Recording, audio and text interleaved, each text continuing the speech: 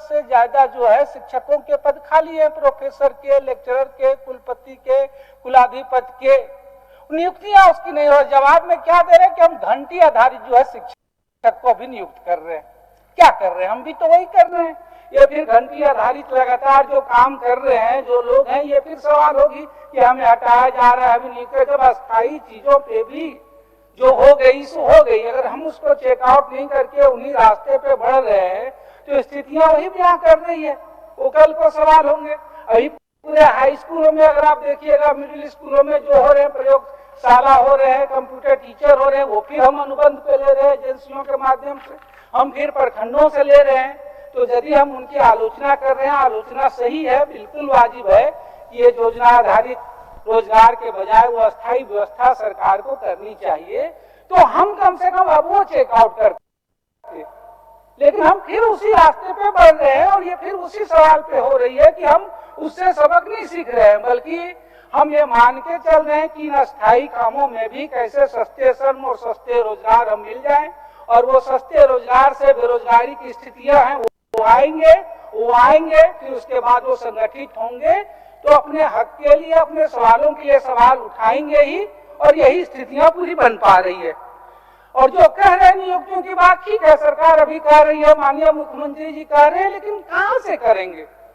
जो स्थितियां हैं, लोगों को क्यों नहीं भरोसा दिला पा रहे हैं कि चाहे जेपीएससी हो, नियमावली बनने में 4 साल होते हैं, 4 साल दीजिए, जेएससी देख रहे कि एक परीक्षा तक नहीं ले पा रही है, परीक्षा के डेट कब क्या करना है वो नहीं कर रहे हैं, तो बीते हुए कल के आधार पर ही तो आगे पे। तो इसलिए जो आप कह रहे हैं, जो आप भाषण दे रहे हैं, जो आप आश्वासन दे रहे हैं, उसके राज्य के युवाओं और लोगों के प्रति वो विश्वास नहीं जग पा रहा है, क्योंकि पिछली तमाम परीक्षाएं और सब चीजों में ये हाल हो रहा है। इसीलिए जो हम कह रहे हैं कि तो कम से कम सरकार अगर इसमें गंभीर है तो जिन मसलों को लेकर के अस्थायी हल कर सकती है वो किया जाना चाहिए।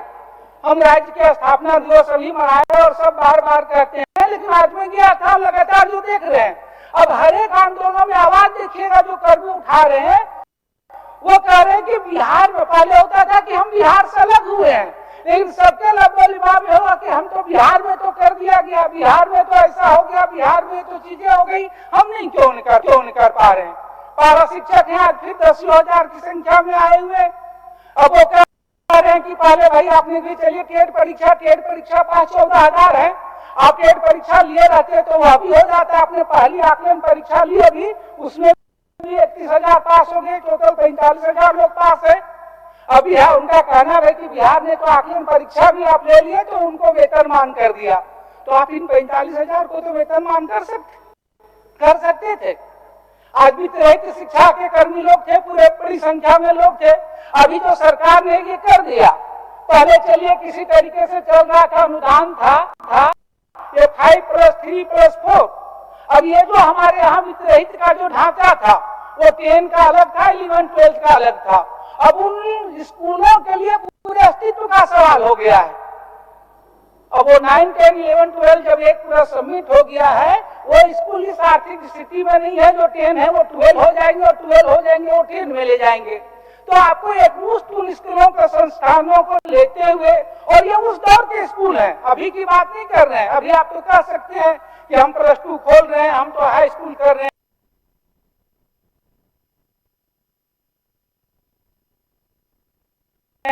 वो बिहार के दौर के उस समय स्कूल थे जब हाई स्कूल हो, इंटर हो, और उन्हीं के बदौलत ग्रामीण क्षेत्रों में बच्चे पास किए, वो पारित किए।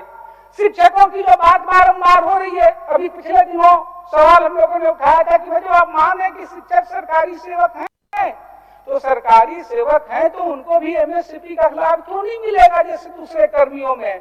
अब बार बार कहते हैं इसमें नहीं है, नियमावली नहीं है, फिर वो यही कर देते हैं कि जिस बिहार में था, बिहार की नियमावली जो है बदल गई है, वहां एमएससीपी का जो है लाभ दिया जा रहा है।